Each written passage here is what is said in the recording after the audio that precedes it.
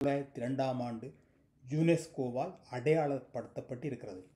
பனி விழுந்து அப்படியே படிந்து அதை கடந்து மறுகரைக்கு செல்கின்றது. இங்கிருந்து ஆறாக ஓடிக்கொண்டிருக்கு. வணக்கம், நாங்கள் கனடாவின் அல்பர்டா மாகாணத்தில் லேக் லூயிஸ் என்று அழைக்கப்படுகின்ற மிக பிரபல்யம் வாய்ந்த ஏரியை பார்ப்பதற்காக டிரான்ஸ் கனடா ஹைவேயால் போய்கொண்டிருக்கின்றோம். இந்த லேக் லூயிஸ் கல்கரியிலிருந்து 183 கிலோமீட்டர் தொலைவிலும் பேன்ஃப் நகரிலிருந்து 57 கிலோமீட்டர் தொலைவிலும் இருக்கிறது. இப்பொழுது நாங்கள் அந்த வாகன தரிப்பிடத்திலிருந்து லேக் லூயிஸை நோக்கி நடந்து போய்கொண்டிருக்கின்றோம். நீங்கள் இங்கே பார்த்து கொண்டிருக்கின்ற மிக பெரிய உயரமான மலைகளுக்கு இடையே காணப்படும் இந்த லேக் லூயிஸ் வேர்ல்ட் ஹெரிட்டேஜ் சைட்களில் ஒன்றாக இருக்கிறது. அதாவது உலகளாவிய ரீதியில் மிக முக்கியத்துவம் வாய்ந்த பாரம்பரிய கலாச்சார அல்லது இயற்கை சிறப்புகளை கொண்ட இடங்களில் ஒன்றாக இந்த லேக் லூயிஸ் 1902ஆம் ஆண்டு யுனெஸ்கோவால் அடையாளப்படுத்தப்பட்டிருக்கிறது. பல ஆயிரம் ஆண்டுகளாக இங்கே வாழ்ந்த பழங்குடி மக்கள் இந்த ஏரிக்கு பல பெயர்களை வைத்திருந்தார்கள். 1884ஆம் ஆண்டளவில் குயின் விக்டோரியாவின் 4வது மகளான பிரின்சஸ் லூயிஸை கௌரவிக்கும் முகமாக இந்த ஏரிக்கு லேக் லூயிஸ் என்று பெயரிட்டு அழைத்தார்கள். அந்த பெயரே இன்று வரை தொடர்கிறது. இந்த லேக் லூயிஸை பற்றிய பல தரவுகளை இங்கே குறிப்பிட்டிருக்கிறார்கள்.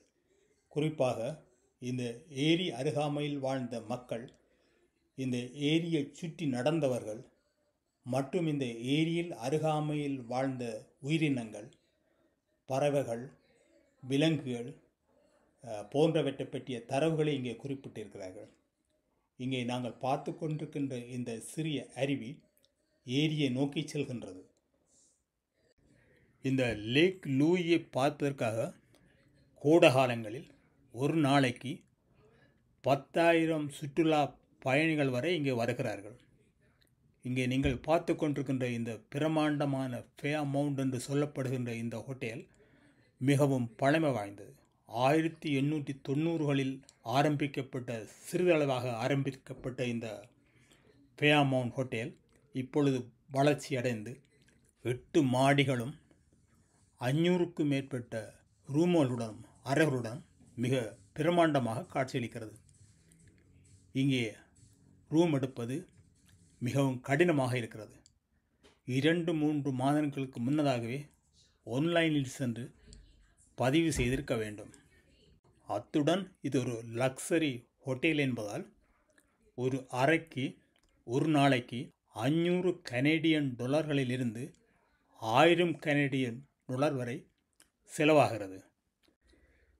தொடர்ந்து இந்த லேக் லூயிஸை ஏன் பலர் பார்க்க வருகிறார்கள், அதனுடைய சிறப்புகள் என்ன என்று பார்க்கலாம்.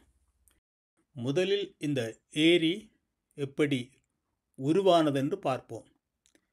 இந்த ஏரியின் அருகாமையில் இருக்கின்ற மிக உயரமான மலைகளில் பனி விழுந்து அப்படியே படிந்து கனகாலமாக இருக்கும்போது அவை பனிப்பாறைகளாக, அதாவது கிளேசியர் என்று சொல்வார்கள். இங்கே தூரத்தில் தெரிவதில் ஒன்று விக்டோரியா கிளேசியர் என்று சொல்லப்படுகிறது. அந்த மலைகளில் உள்ள கிளேசியர்கள் கூட விக்டோரியா கிளேசியர் என்றே பெயர் வைத்திருக்கிறார்கள். இந்த பனிப்பாறைகள் வெப்ப காலங்களில் உருகும்போது இந்த பாறைகளும் மலைகளும் ஒன்றோடொன்று உராயும் போது ஒரு பசை ஏற்படுகிறது. சிறு துகள்கள் வருகின்றன. இவைகளெல்லாம் அப்படியே குளிர் நீருடன் இந்த மலைகளுக்கு இடையேயான இந்த பள்ளத்தில் விழுகின்றன. மலைகள் பாலங்களாகவும் நீராகவும் இந்த இடத்தை நிரப்புகின்றன. அப்பொழுது இந்த மலையிலிருந்து வந்த அந்த துகள்கள் சூரியனுடைய கதிர்கள் படும்போது பச்சை நிறமாகவும் நீல நிறமாகவும் காட்சியளிக்கின்றன. அதனை நீல பச்சை என்று இங்கே கூறுகிறார்கள். அதாவது காலநிலைக்கு ஏற்றாற்போல் இந்த ஏரியினுடைய தன்மையும் மாறிக்கொண்டே இருக்கும். குறிப்பாக விண்ட காலங்களில், அதாவது குளிர்காலங்களில் இந்த ஏரி நன்றாக உறைந்து காணப்படும். அப்பொழுது இதன் மேல் நடந்தே செல்லலாம். இங்கே பல விளையாட்டுக்கள், குறிப்பாக விண்டர் ஸ்கீயிங், ஸ்னோபோர்டிங், ஐஸ் ஸ்கேட்டிங் போன்ற விளையாட்டுகளை இங்கே காண முடிகிறது. மொத்தத்தில் வருடத்தில் 365 நாட்களும் இந்த லேக் லூயிஸ் ஏதாவது செயல்பாடுகள் நடந்து கொண்டே இருக்கும். இங்கே இந்த ஏரியை சுற்றி பல ட்ரெயில்ஸ், அதாவது நடைபாதைகள் இருக்கின்றன. இந்த ஏரி கரையோரங்கள் நடந்து செல்கின்ற பாதை, மலைகளின் மேல் நடந்து செல்கின்ற பாதை, மலைகளுக்கு இடையால் நடந்து செல்கின்ற பாதைகள் என பல பாதைகள் இங்கே இருக்கின்றன. பலர் வந்து நடந்து செல்கின்றார்கள். இந்த ஹோட்டல் தங்கி இருப்பவர்கள் எல்லாம் ஒவ்வொரு நாளும் ஒவ்வொரு செயல்பாடுகளை செய்து கொண்டே இருக்கின்றார்கள். நாங்கள் இதையெல்லாம் சுற்றி பார்த்தபின் திரும்பவும் டிரான்ஸ் கனடா ஹைவேயின் சென்று அடுத்தபடியாக நாங்கள் லேக் போவ் என்று அழைக்கப்படுகின்ற இன்னும் ஒரு ஏரியை போய் பார்க்கலாம். இங்கே நீங்கள் பார்த்து கொண்டிருப்பது இந்த லேக் லூயிஸுக்கு அருகாமையில் இருக்கின்ற பஸ் தரிப்பு நிலையம் மற்றும் வாகன தரிப்பு நிலையங்களை இங்கே நாங்கள் பார்த்து கொண்டிருக்கின்றோம். பலர் பஸ்களிலும் வந்திருக்கின்றார்கள். குறிப்பாக இந்த பேன்ஃப் நகரத்திலிருந்து இங்கே பஸ் அடிக்கடி வந்து கொண்டிருக்கின்றது. நாங்கள் இங்கே போகின்ற பாதை ஓரமாக ஓர் கரடி ஆடு மாடுகள் புல் மேய்வது போல் இங்கே புல்லை மேய்ந்து கொண்டிருக்கின்றது. இவைகளுடைய பிரதான உணவு புல், இலை, குலைகளாக இருக்கின்றன. விண்டர் காலங்களில், அதாவது 6 மாதங்கள் குளிர்காலங்களில் இவைகள் ஆழ்ந்த தூக்கத்திற்கு போகின்றன. அதற்கு வேண்டிய உணவை அவைகள் இப்பொழுதே சாப்பிடுகின்றன. அதன்பின் இவைகள் குளிர்காலம் தொடங்கும் போது ஆழ்ந்த தூக்கத்திற்கு போகின்றன. இப்பொழுது இந்த கரடி இந்த ரோட்டின் ஓரமாக வந்து நிற்கின்றது. இந்த ரோட்டை கடந்து அங்கால போவதற்காக 2 பக்கமும் திரும்பி பார்க்கிறது. இப்பொழுது போவது தனக்கு பாதுகாப்பு என்று அறிந்தவுடன் அதை கடந்து மறுகரைக்கு செல்கின்றது. இப்பொழுது அது அங்கே போய் திரும்பவும் புல்லை மீந்து கொண்டு இருக்கின்றது. இங்கே நாங்கள் பார்த்து கொண்டிருப்பது போகிற பாதையில் இருக்கின்ற லூயிஸ் ரிசோர்ட் என்று அதாவது ஸ்கீ ரிசோர்ட் என்று சொல்லப்படுகின்ற இடமாக இருக்கிறது. அதை இப்பொழுது நாங்கள் பார்த்து கொண்டு இருக்கின்றோம். பெரும்பாலும் மரத்தாலே கட்டப்பட்ட இந்த அழகிய லோட்ஜை நாங்கள் இங்கே பார்த்து கொண்டிருக்கின்றோம். லாட்ஜ் ஆஃப் த 10 பீக்ஸ் என்று இதை அழைக்கிறார்கள். இந்த லாட்ஜ் இருக்கும் இடத்துக்கு அருகாமையில் மிக உயரமான 10 மலைகளுக்கு மேல் இருக்கின்றன. அவற்றை ஞாபகப்படுத்தும் முகமாக இந்த லாட்ஜை இங்கே கட்டியிருக்கிறார்கள். பெருமளவில் காட்டு மரங்களையே உபயோகித்து மிகவும் கலை நுணுக்கத்துடன் இதை இங்கே அமைத்திருக்கிறார்கள். பார்ப்பதற்கு மிகவும் அழகாக இருக்கிறது. இது மரங்களால் கட்டப்பட்டிருப்பதால் கோடைகாலத்தில் உள்ளே வருகின்ற வெப்பம் அப்படியே இருந்து குளிர்காலத்தில் மெதுவாக கொஞ்சம் கொஞ்சமாக வெளியேறுகிறது. அதனால் குளிர்காலத்தில் கூட வெப்பம் இங்கே பாதுகாக்கப்படுகிறது. அத்துடன் கோடைகாலங்களில் இந்த இடத்தில் நிற்கும்போது குளிர்மையாக இருக்கிறது. இங்கே கரடிகளின் உருவங்களை செய்து வைத்து காட்சி பொருளாக வைத்திருக்கிறார்கள். பலர் அதுக்கு அருகாமையில் நின்று படம் எடுப்பதையும் நாங்கள் காணக்கூடிய இருக்கின்றது. வாருங்கள், தொடர்ந்து பயணிக்கலாம்.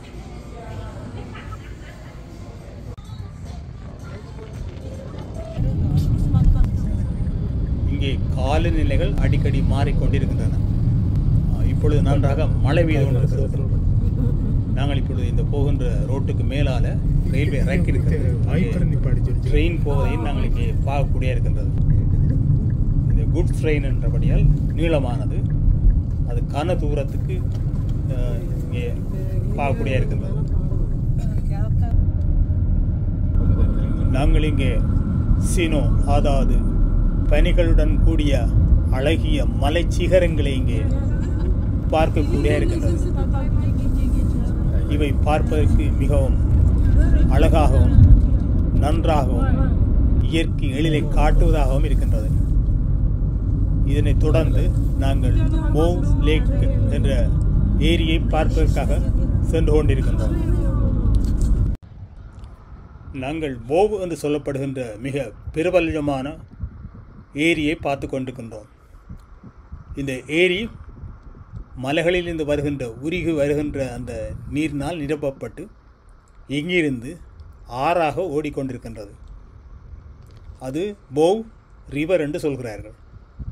அந்த போவ் ரிவர் இங்கே இருந்து 200 கிலோமீட்டர் ஓடி கல்கரியின் நகர மையத்தினூடாக செல்கிறது. குளிர்காலத்தின் போது நன்றாக உறைந்திருந்த இந்த ஏரி கோடைகாலம் வரும் பொழுது உருகி கொண்டிருப்பதை நாங்கள் இங்கே பார்க்கக்கூடிய இருக்கின்றது. இந்த ஏரிக்கு ஏன் மோவ் லேக் என்று வந்தது என்று பார்க்கலாம். ஆதி காலத்தில் இந்த மனிதர்கள் இந்த அருகிலே இருந்து இந்த போவ் லேக் மற்றும் போவ் ரிவர் அருகிலே இருந்து அம்பும் வில்லும் செய்து மிருகங்களை வேட்டையாடி இருக்கிறார்கள். அம்பும் வில்லும் மரத்திலே செய்திருக்கிறார்கள். அந்த வில்லுக்கு மோவ் என்று பெயர் இருக்கிறது. அதனால் தான் இது போவ் லேக் என்று அழைக்கப்படுகிறது.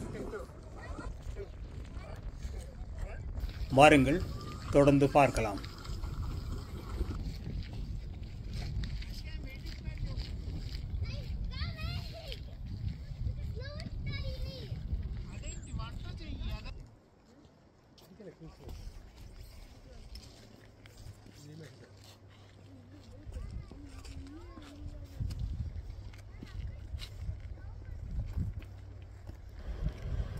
இங்கே ஒரு காகத்தை பார்க்கக்கூடிய இருக்கிறது.